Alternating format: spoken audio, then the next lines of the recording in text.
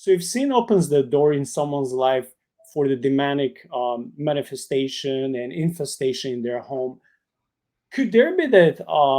Could there be a case that there's no open door, no one is engaged in sin, and there's still demonic attack or infestation in your home? Are you familiar with any of these stories? And if yes, how is it possible that these things happen even though they're not invited? Yeah, yeah, it's super frustrating. It takes a lot of work to figure it out. It is super frustrating. Yes, so the answer is yes. Sometimes there's two things kind of working. Sometimes there the land could be like cursed or infested. The land could be a habitation of demons. The house could be haunted, for instance, but the area could be impacted by a great sin in the past. So I've worked with people who they live kind of in the country, and there's all sorts of strange manifestations throughout the property. And just in the research that we did, we discovered that this one house lived in was on where the Trail of Tears was here in the United States, the Cherokee Trail of Tears. This great injustice done to the Cherokee people, and they were driven from their land, and a lot of people were killed and stuff. And we just identified that there was like some Native American sort of spiritual stuff going on related to that horrible sin, and it was just in the area, right? It was just in the so. I mean, the Bible describes this. So, like in Leviticus, when God gave the law, remember I said the whole point of the law was, I mean, not the whole point. There's multiple points, but I'm taking one point out of it. One of the points of the law was that create a safe space that is free of the demonic. But if you don't, then the demonic's going to come in, and God said eventually the land will vomit you out. If you keep going back to the idols and sinning, the land will vomit you out. And that's ultimately what happened. And so people, and then so like the exile happened in the Bible, and then I think it was the Assyrians, right? They took out the northern nation, and they brought in these other people. Well, guess what? The land was inhabited by demons, by not just demons, but just all sorts of demonic powers. And the Assyrians were like, man, what is going on with this territory? This territory is infested. Tell you what, bring some of those old priests back and have them do the things that the God wants them to do, and they meant Yahweh, and then maybe the land will be cleaned, right? I mean, so the land was infested, and the Bible talks sometimes about different areas sort of just being like a domain of darkness. It's just infested.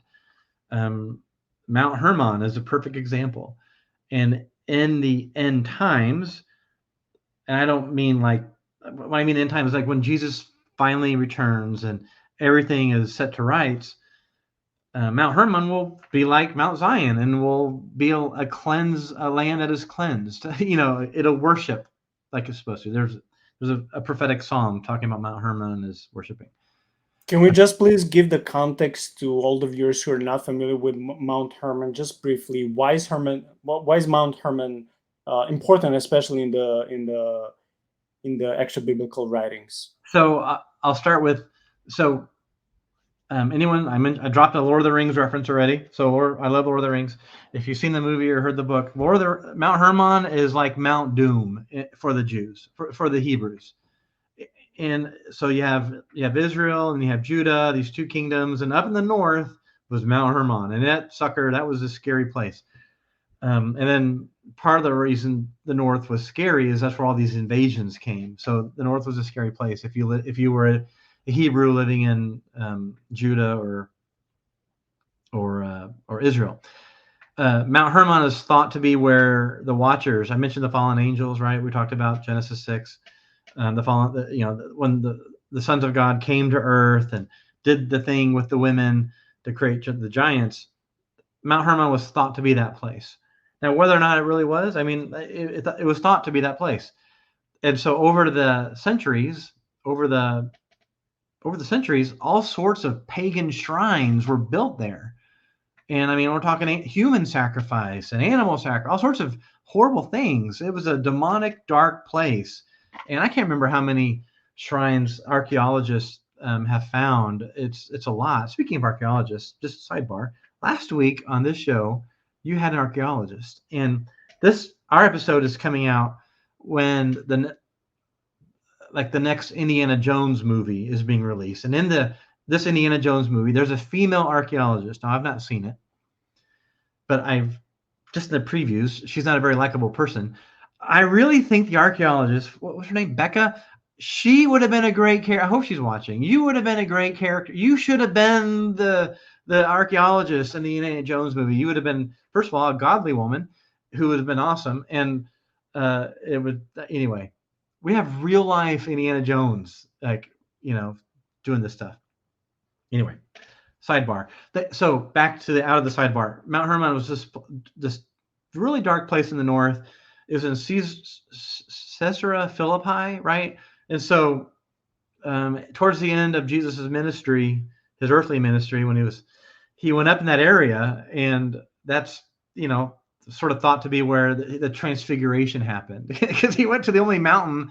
He went to Caesarea Philippi and then up to the mountain. Well, the only mountain there was Mount Hermon, and so he went basically to Mount Doom and said, man, here I am, guys. I'm taking this. This is me. I am Yahweh in the flesh. I am God incarnate. Check it out. And the Father says, yes, you are. Yeah. And you have Moses and Elijah, and the disciples like, oh, and then Moses and Elijah go away. And the Father says, listen to Jesus. Follow Jesus. He's it, man. He's who. And like the dark forces are all around, and they're watching. And, Dr. Heiser says, is basically Jesus is poking the enemy in the eye. I think it was more dramatic than that. It was trying to. Dr. Heiser's like saying it in a flip way, but what he meant is just this dramatic confrontation of God to these forces of darkness on Mount Doom, and the whole idea was to trigger the crucifixion, which happened a couple weeks later. The enemy rose up, and then, we're taking him out. And that was like Jesus, like, yeah, hook, line, and sinker. That was the plan all along, guys. Here I am again, after he gets the keys of death, hell, and the grave, and resurrects. And it's awesome, right? It's all awesome. It's really incredible. So so my point of saying that is Mount Doom is a cursed place, but ultimately it's going to be redeemed too. So sometimes people move to areas, and there's curses there. There's maybe there's a murder there, or terrible sexual sin in a place, and it just takes some effort to redeem the land. And sometimes people don't want to go through the effort, and they'll just move. But other times they're like, no, we're claiming this as our territory. We're going to put some worship music on. We're going to this is going to be a place of light and peace and joy and God's shalom, which is like dynamic, active peace. And we're going to drive back the forces of darkness. Sometimes so you think it's a demon, but it's not. It's like the area is cursed. The land is cursed. That's one thing.